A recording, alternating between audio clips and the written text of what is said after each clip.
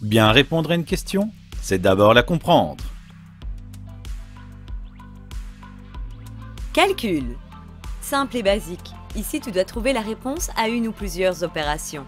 Bien sûr en respectant la priorité des opérations. Cette réponse peut être écrite sous la forme d'une fraction. Tu peux calculer le résultat d'une opération, un nombre, comme un prix, un tarif, un périmètre, une aire, un volume, un pourcentage, une distance, une fréquence, une amplitude par exemple. Comme tu peux le voir, ça peut être un simple exercice de calcul numérique.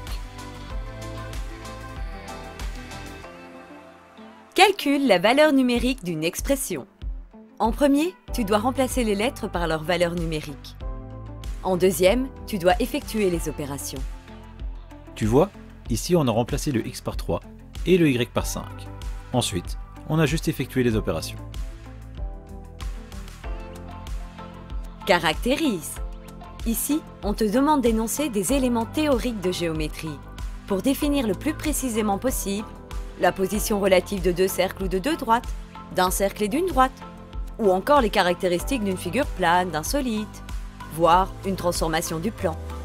Dans notre exemple, il fallait simplement dire comment étaient les deux droites l'une par rapport à l'autre. Classe ordonne. Tu dois trier en fonction de l'énoncé, des nombres, des figures géométriques ou des étapes de construction par exemple. Un grand classique, c'est le rangement par ordre croissant ou décroissant. Coche. Tu peux mettre une croix, un V, colorier une case, afin d'indiquer là où les réponses à un exercice. En fonction de l'énoncé, tu peux soit cocher une proposition ou plusieurs propositions, une ou des cases, un ou plusieurs tableaux, une ou des équations, ou encore une ou des figures. Par exemple, ici, il fallait cocher la case devant la notation scientifique de 23 000. Compare. Ici, on te demande d'indiquer entre deux éléments ou plus qui est le plus grand, qui est le plus petit, ou s'ils sont égaux. Indiquer de deux fractions qui est la plus petite et qui est la plus grande est un exercice assez commun.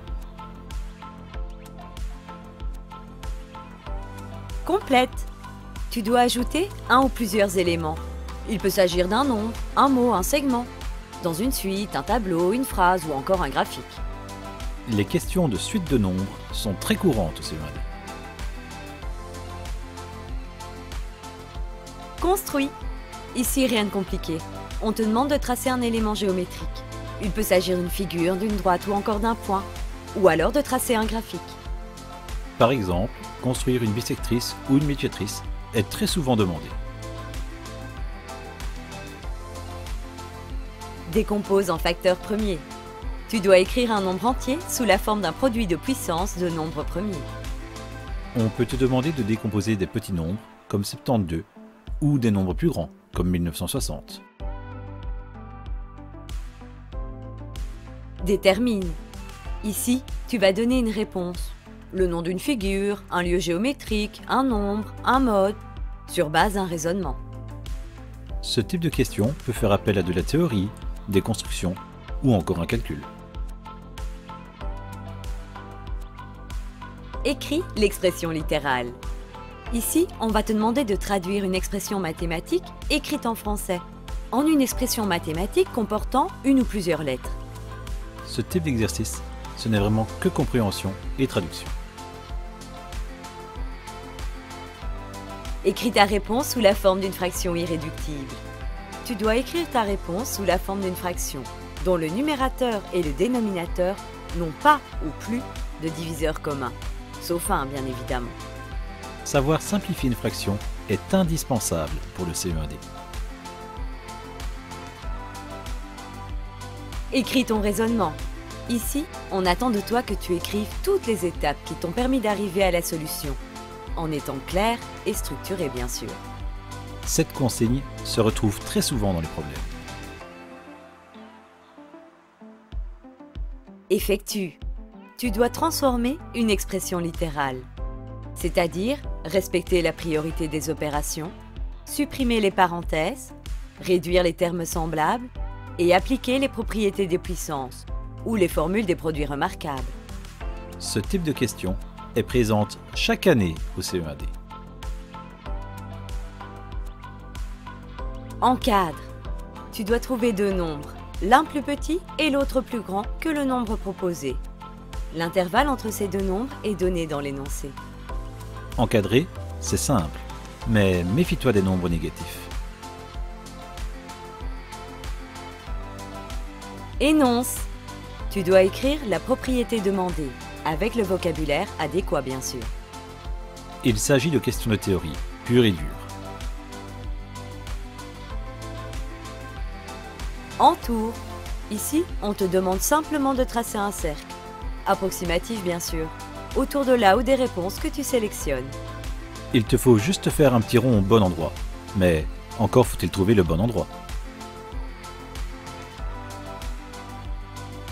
Exprime ta réponse par une phrase. Ici, tu dois écrire une phrase, avec un sujet, un verbe, dans laquelle apparaît ta solution.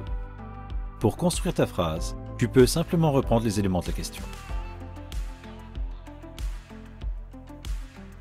Factorise en utilisant la mise en évidence. Tu dois transformer une somme ou une différence en un produit en utilisant la mise en évidence. Commence par rechercher le facteur commun à tous les termes. C'est lui qu'il faudra mettre en évidence. Hachure. Ici, rien de compliqué. Tu dois colorier une figure, une portion par exemple, en faisant des petits traits.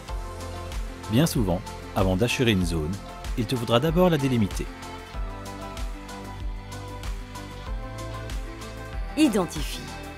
On te demande de trouver et d'indiquer ce qui est demandé dans l'énoncé. Par exemple, ici, on va trouver l'erreur avant d'indiquer ce qu'il aurait fallu faire. Justifie.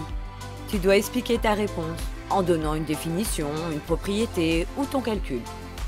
Pour justifier, tu peux faire appel à la théorie ou t'en sortir avec un calcul. Laisse tes constructions visibles. Ici, tu ne dois surtout pas effacer les constructions géométriques qui te permettent de répondre à ce qui est demandé. On te demande ici de laisser les traits de compas, les lignes que tu as tracées à l'équerre, afin de prouver que tu n'as pas réalisé ta construction au hasard. Marque. Tu dois placer ou construire le ou les points demandés dans l'énoncé. Pour marquer le ou les points, il te sera souvent nécessaire de réaliser une ou plusieurs constructions géométriques. Mesure. Tu dois donner un nombre, souvent l'amplitude d'un angle, à l'aide de tes instruments. Savoir utiliser ces instruments est indispensable au CE1D. Propose une formule. Ici, on te demande d'écrire une formule qui te permet de calculer ce qui est demandé. C'est le type d'énoncé que tu retrouves classiquement en dernière partie d'une question de suite. Résous. Il s'agit de trouver la valeur numérique de l'inconnu dans une équation. La résolution d'équations se retrouve chaque année au CE1D. Situe, place. Tu dois placer un point sur une droite graduée, dans un système d'axes ou sur une construction géométrique. Par exemple, placer un point sur une droite graduée est un grand classique. Trace. Ici, tu dois utiliser tes instruments pour construire ce qui est demandé. Il peut s'agir par exemple d'une figure, de la partie manquante d'un graphique, d'un vecteur ou d'une médiatrice. Cette consigne peut mener à des questions originales et inattendues, comme par exemple une question de repérage où on doit tracer les axes.